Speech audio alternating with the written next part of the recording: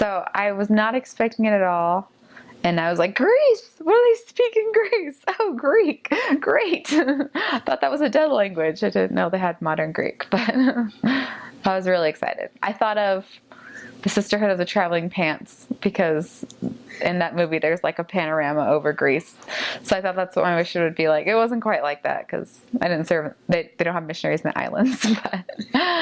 But Athens is like cool. It's like where most missionaries are. It's a big, huge, dirty city, but it's cool. There's like random ruins in the middle of everywhere, and it's fun. And Cyprus is also in the Greek mission, and it has lots of history too.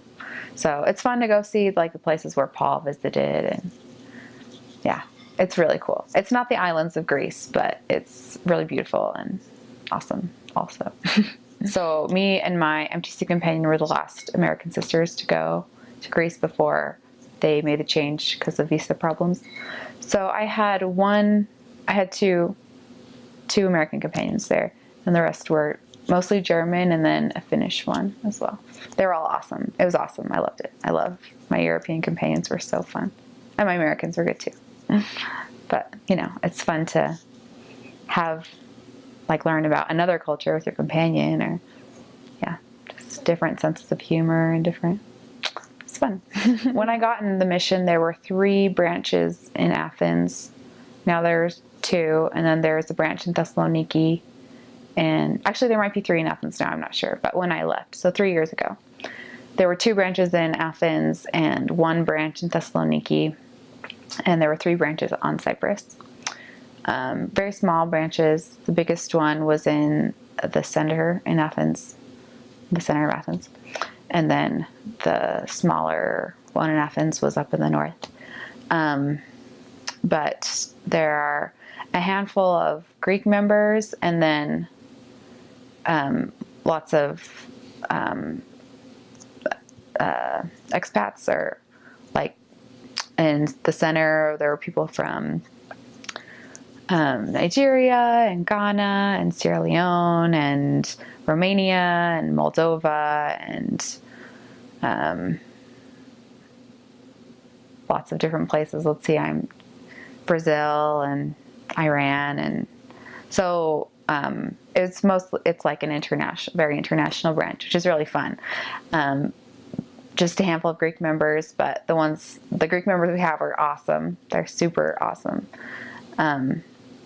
So there's lots of stuff to do in Greece, lots of work to be done there. But I don't know, it's great. Not very many members. And the ones that are members do face a lot of stuff, sometimes for being members. And yeah, I think it's kind of hard sometimes on the youth, to be, there's just a handful of youth there, but, it's really great. I mean, I grew up in tiny branches, so I love little branches and the unity you feel there, and it's just comfortable. And, so I love the branches there, but there's definitely room to grow. One thing I talk a lot with my husband about my mission, because it's one of those things that was such a significant time where I feel like stuff I wish I would have done differently that still drives me crazy. I was always trying to do my best, but so one thing that I always was trying to do, but I wish I would have taken it to heart more, would be to really enjoy the culture and really, you can certainly do that as a missionary, to talk to people about why they love Greece, because most Greeks are very patriotic, for the most part. Especially the older ones, but younger ones as well. And ask them, talk to them about why. Get to know the people. And I think when you understand the people, you can do a lot more than you can otherwise. And one general piece of advice, probably for every mission, but is just President Hinckley's advice, which is forget yourself and go to work, that his dad wrote to him. I sort of felt that more at the end of my mission, feel like I was always trying to be a good missionary instead of actually forgetting myself, and working hard. I always really wanted to be obedient and good. And I was obedient and tried to do the right thing, but there's more to it than that. There's people and love. And so Greece is a wonderful place, has wonderful people.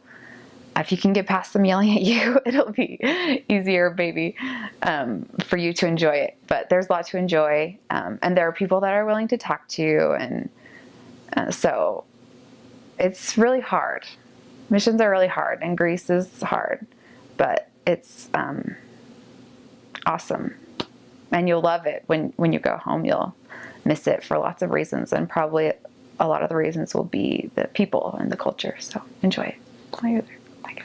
Every day from like 1 to 4-ish, kind of depending on the time of year, they have Messy Mary, which is like no one goes outside or does anything. That's because in the summer it's so hot, but they still do it in the winter because it's like tradition. So I know now missionaries don't like door knock as much and stuff. They do more like online stuff during those hours, I think. So I'm not sure what you guys will be doing, but we couldn't door knock during that time, and so it was kind of hard to find stuff to do. But yeah, people get really mad at you if you door knock during Messy Mary. Yeah, so there's that. I mean, their culture is kind of laid back in that way. Like during holidays, it's like also really rude to door knock, and people don't want you. I don't really know what I'm saying. They just kind of like their time off. So like sometimes in like August, most people will leave Greece and leave Athens and go like to their home island or their like whatever town they're from. So Athens is pretty deserted. And everything will close. And then sometimes like a shop will just randomly close for like 3 months because the person was on a vacation. So it's kind of fun and funny. It's just different than here, but it's quite cool that they don't feel tied to some schedule. I mean, they just kind of go with the weather and their own schedule and their own time constraints. And yeah. I just wished that I had like lighter clothes mostly. But in Thessaloniki, if you go up to Thessaloniki in the winter, it's really cold. So mostly lighter clothes for most places. But then if you get called, that's when I was there, it was the smallest area. There were only like 6 missionaries up there. So, but it's really cold in the winter. So a heavy jacket, but maybe some heavy nylons or something. But for the most part, you don't need nylons. It's really hot. Good shoes, but not like really heavy shoes because it's really hot. We did a lot of walking. No missionaries. Well, no, that's not true. The APs had a car. But no one else used a car. Like you don't use a car for just regular missionary work. It's beautiful. I love it. I wish my husband also served there, so we're teaching our daughter Greek. So we speak Greek to her in the morning every day until 1. And I just wish that I knew more. And I tried really hard on my mission to get really good at it. But, it's like I was good enough to communicate, but there's so much to a language, and it's just such a rich language. So I always feel like inadequate to tell my dad, like to say exactly what I want to all the time. So but it's really great. It's hard. I mean, like every language, you have to work hard at it. But it's really beautiful, and the people are really willing to help you, and they like to talk about what a beautiful, rich language it is. So I had so many people say that to me, "Nimia plusia glossa, plusia," which is like, it's a rich language. And yeah, it's beautiful. You'll love it if you get into it. Yeah. Well, they have really delicious vegetables. So like we would go to the market and get the street market and get like fresh tomatoes and cucumbers. And I had like my first transfer there, we made lentil soup like every day, which sounds not very good, but it was so good because there were so many vegetables in it. And the tomatoes are like candy. They're so good there. Yeah. And then gyros, course, are like the best food in the whole world. Very bad for you and delicious. And they eat lots of lentils and vegetables and fish. I didn't really eat very much seafood there. And I didn't like venture out as much as I wish I would have now, but just didn't really make that a priority. But that'd be, if I were to go back and do it again, I'd probably like just walk into random restaurants more and, you know, like little side restaurants or whatever, hole in the wall restaurants. But the bakeries are really delicious. Their bread is so good, and they have lots of really yummy pastries. Bugatsa is this like cream filled pastry with powder on top, powdered sugar on top, and it's like unbeatable. It's really good. And gelato, their gelato is super good. It's awesome. Mostly gyros and gelato and bugatsa are like what I ate the most, but it's really good. We're really lucky because I always felt like we were lucky that we got to teach the women because women are awesome. And so we got a referral for this Albanian girl who had met the missionaries in Albania, but she had grown up in Greece, so like she spoke Greek and everything. But we got a referral to go visit her, and it was in this kind of faraway area, and I'd never ever gotten a referral before in Greece. Like I don't know. I mean, it's not a very big country, I guess, but I don't know what that has to do with it. But we just had never gotten a referral, so I was pretty excited. So we went all the way across town to meet her. I feel like I'm going to make this really long. But anyway, so we met her. Her name was Jenny Salo, and she was awesome. She was like this teenage girl. She like kind of had an attitude about everything, but she really felt the Spirit, and she was really sensitive to the Spirit. And it was really awesome to teach her because she was like this really dynamic personality, but which is great. But she really wanted to do what was right. And she had a little sister, Stella. So we taught Jenny for a while, and she wanted to get baptized like pretty soon, which is really cool. And she started going to church. Her dad didn't trust us, so he wouldn't let her go to church by herself. So her mom and her little sister came, and her mom was like my favorite person in the whole world. They all ended up getting baptized, but at first we were trying to teach her little sister. We kept asking her if she wanted to get taught, and she also had an attitude, but she was really funny, and she would just be like, no, I don't want to learn. But she started coming to church, and church in Greece is crazy because there are tons of personalities, lots going on. Like people are always yelling stuff in the middle of sacrament meeting. But it doesn't mean the Spirit isn't there, and they felt it there. And Stella, the younger sister, when she finally decided to be taught, the reason she told us, she asked us, she said she wanted to take the lessons, and she said that ever since they started to go to church, even though the people, I don't remember what she said. She said some of the people there have problems, which is true everywhere. But she said, I know I have problems, but ever since we've been going to church, our life has changed for the better. And obviously she had seen that in her life more than I had because she lived her whole life. I don't know all the ways that it changed. But I did see light come into their family that wasn't there before. And that was my only experience teaching a family that ended up getting baptized that was really sensitive to the Spirit, I guess. And it was really sweet. Their dad never joined the church, and I don't know if he will, but he might. He's a pretty rough guy. But I know that regardless, it's been such a blessing in their lives, and it's so awesome.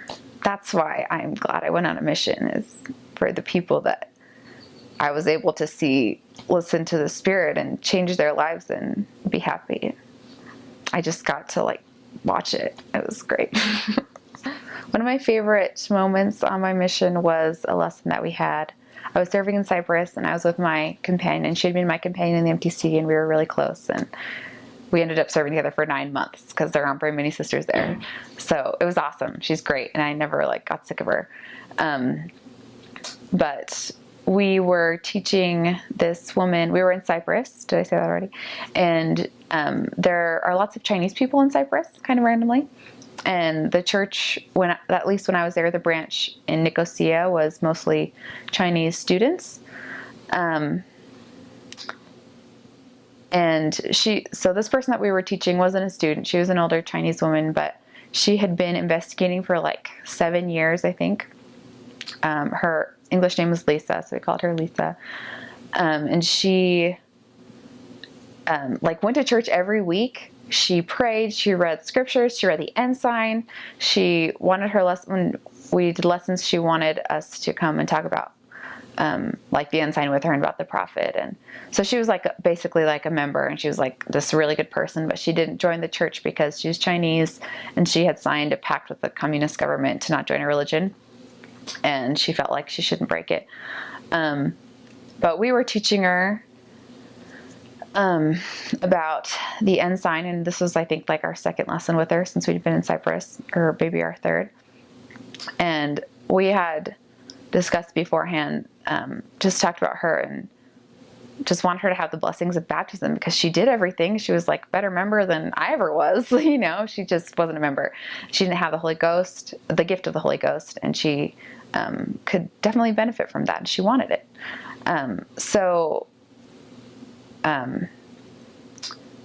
We didn't have like a very good record of what the lessons had been like before. So we weren't sure how often people had talked about baptism or anything, but we were in there, and I don't actually remember if we decided to ask her if she wanted to be baptized this lesson or not, what our commitment was. But we were in there and teaching her, and the Spirit suddenly got pretty strong, and my companion, who was awesome and really loving, and she just expressed her love for her and asked her if she would be baptized, because she knew that that's what God wanted her to do. And she said that yes, she would. And it was like the thickest I've ever felt the Spirit. And I just feel like she had given into the Spirit that she felt. And I don't know. I love that story. I mean, I loved that moment. Because, there were other people that I were with that were baptized, but I'd never maybe witnessed that decision being made. I'd never been present when that decision was made, and it was a really strong, powerful experience. And she's baptized, and she's back in China now, and it's really hard for her to go to church. But I know that will be a blessing to her, and I know she's going to be a blessing to other people as well. Someday the church will open there. Θέλω να σου δώσω τη μαρτυρία μου, και είναι μια μικρή μαρτυρία όμως. Ξέρω ότι ο Θεός μας αγαπάει και αγαπάει και όλους τους ανθρώπους στην Ελλάδα. Αν και είναι άνθρωποι που σου φωνάξουν ή είναι άνθρωποι που δεν σε ακούσουν, αγαπάει τους ανθρώπους εκεί όπως αγαπάει εσένα. Και θέλω να λέω αυτό, ότι για αυτό το λόγο ο Θεός έστειλε το Υιό Του να μας πέθανε και να μας σώσει, και η ευκαιρία που έχεις να μοιραστείς το Ευαγγέλιο με τους ανθρώπους εκεί είναι μια πολύ σημαντική και όμορφη ευκαιρία. Και έχω μαρτυρία για το Σωτήρα, και ότι μας αγαπάει και αυτός σαν τον Πατέρα, και λέω αυτά στο όνομα του Ιησού Χριστού. Αμήν. Congratulations on getting your mission called to the best mission in the whole world. Greece is the most beautiful place in the world, because of the things that I learned there. So I guess my advice to you, or just what I would like to tell you before you go, it's really, really, really hard, and that's fine. It's worth it. I just feel like there are so many things that I would have learned eventually otherwise, in other ways, but because of my mission in Greece, and the things that I experienced there, grew in compassion, and I saw ways that I want to change. I still am trying to change, but my experiences with my companions were really significant in teaching me the things that I can do better, and just teaching me how important it is to love people. I said this in another part in this interview, but I was always really excited to go on a mission. I always wanted to go, and I had this idea of being exactly obedient and seeing the blessings, because that's what you hear. If you're exactly obedient, then you will, I don't know, baptize or see blessings, which there's truth to that, but I just felt like I learned that it wasn't so much about being obedient is like the baseline. Like, you're obedient. You just be obedient. But what you're striving to do is to follow the Spirit and to follow God and to love His children and to show them how they can be happy. So it is good to be obedient. I'm not saying you shouldn't be, but there's so much more after that. There's so much more that we have to learn to do to become like God, obviously. But so much more that He wants us to experience. And I think that serving His children and bringing them a message of such love and dedicating your life to that, at least it certainly helped me to feel love for people, to be more forgiving, and less judgmental, and to want the best for people. So I guess my advice to you is to enjoy that service and dedicating yourself to God, and enjoy the sacrifice, because it doesn't go unrewarded, and it's a blessing and something you'll think about for the rest of your life, and you won't regret it. So good luck.